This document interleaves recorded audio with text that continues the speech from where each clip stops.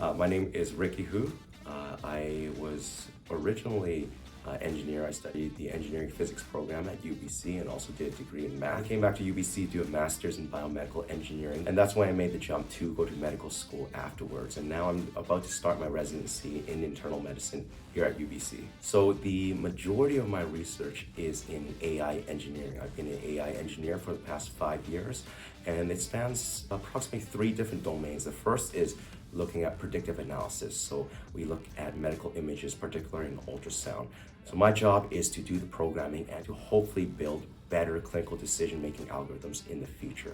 The second domain of my research focuses on big data, medical data analysis. This will be the chart data or epidemiological data to find patterns that can help us predict disease earlier and more accurately. I've also taught artificial intelligence in the past few years, and there's a research component in this in that we're trying to build a curriculum and build better ways to teach healthcare professionals how to engage in it as it comes in the future.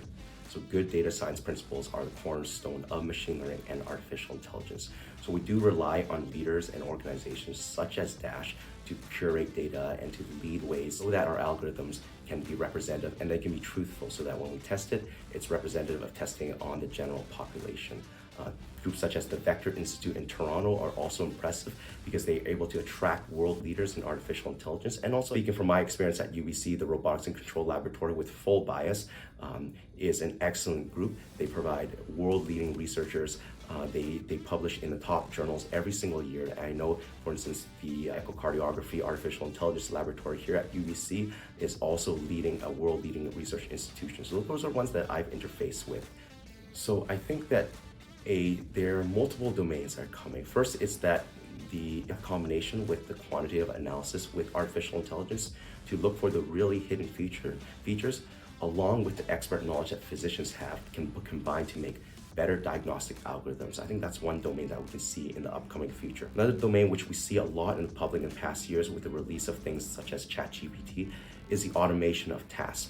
So ChatGPT by no means can replace a doctor, but as we can see, it can speed up a lot of processes. So we can use that to do things that are laborious, to speed up our workflow, and then have that double checked by a human afterwards. So I think in the later future, in the next 5 to 15 years, I think then we'll see more of a stark change where we do see artificial intelligence finding things that humans couldn't find before. I think that's both exciting and that's both frightening. Exciting because it can certainly improve patient outcomes, but a bit frightening because there are things that we don't know what it's looking at. We don't know if it'll provide equitable analysis and treat patients ethically.